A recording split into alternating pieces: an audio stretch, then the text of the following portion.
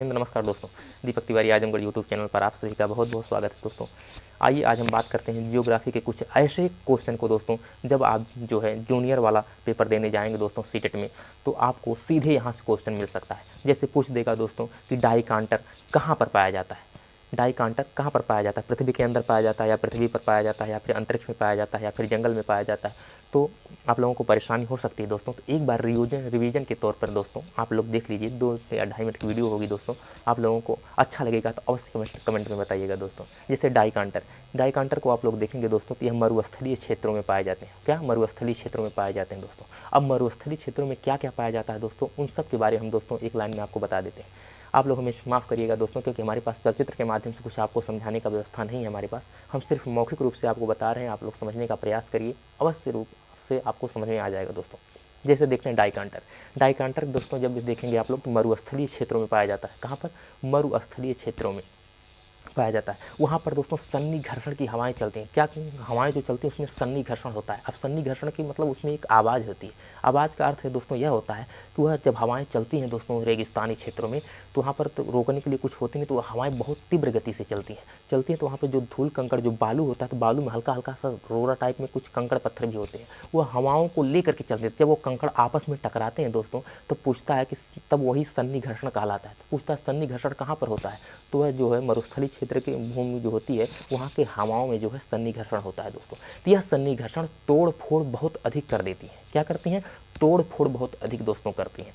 तो यह आप लोग जब देखेंगे तो एक डाइकांटर का निर्माण होता है। डाइकांटर का अर्थ यह होता है दोस्तों, राजस्थानी क्षेत्रों में देखेंगे आप लोग मरुस्थलीय क्षेत्रों में, तो जो पत्थर होता है, पत्थर को जब हवाएं चारों तरफ से तोड़ देती हैं दोस्तों, जैसे मान लीजिए कोई पत्थर है, उस पत्थर को यदि हवाएं चारों तरफ से तोड़ देती हैं तो वह क्या हो जाता है? वह डाइकांटर का रूप हो जाता है। यदि किसी पत्थर को हवाएं सिर्फ नीचे से तोड़ देती हैं और ऊपर छतरी के नुमा पड़ा रहता है दोस्तों, तो उसे कहते हैं छत्रक शिला। क्या कहा जाता है दोस्तों? छत्रक शिला कहा जाता है। यदि वही सन्नी घर्षण वाली जो हवाएं होती हैं ऊपर से भी पत्थर को काट दें और नीचे से भी काटी रहती हैं दोस्तों, तो यह एक शिला के नुमा हो जाता है, एक स्तंभ के नुमा हो जाता है। तो हम इसे कहते हैं भू स्तंभ। क्या कहते हैं दोस्तों? भू स्तंभ। शिला का अर्थ भी पत्थर से ही होता है दोस्तों। तो भू स्तंभ हो जाता है। यदि भू स्तंभ दोस्तों लाइन से लग जाता है तो इसी को यार डंग कहा जाता है। क्या कहा जाता है दोस्तों? यार डंग कहा जाता है। यदि यही यार डंग को भी हवाएं नहीं छोड़ती दोस्तों, इसे भी काटती रहती हैं। तो जब इसे काट करके आधा कर देती हैं, टुकड़ी छोटा बना देती हैं दोस्तों, तो इसे कहा जाता है इंसेलबर्ग। क्या कहा जाता है दोस्तों? इंसेलबर्ग। आप एक एक चीज़ को ध्यान से सुनिए दोस्तों, आराम से याद हो जाएगा आप लोगों को, इंसेलबर्ग हो जाएगा। और भी देखा जाए तो मरुस्थलीय क्षेत्रों में आकृतियाँ बनती हैं। जैसे पूछेगा दोस्तों कि बरखान की आकृति कैसे बनती है दोस्तों, तो यह भी मरुस्थलीय क्षेत्रों में ही बनती है बरखान की आकृति। जब कभी सन्नी घर्षण के द्वारा जो है बालू को ले जा करके एक जगह जो है अर्धचंद्राकार आकृति में जमा कर देती हैं, जिसे अर्धचंद्राकार, जैसे समोसा आप लोग देखे हैं ना दोस्तों, समोसा के आकार में जब ले जा करके जमा कर देती हैं, तो इसे कहा जाता है जो है बरखान। क्या कहा जाता है दोस्तों? बरखान के नाम से जाना जाता है। और यही बरखान जब उल्टा कटोरा के नुमा हो जाता है, जैसे ऐसे जा करके ऐसे बिछ जाता है गोल का, तो इसे कहा जाता है दोस्तों बालू का स्तूप। क्या कहा जाता है? बालू का स्तूप। तो बालू का स्तूप का निर्माण कहाँ होता है और बरखान का निर्माण कहाँ होता है दोस्तों? इन सब का निर्माण देखा जाए दोस्तों तो मरुस्थलीय क्षेत्रों में होता है।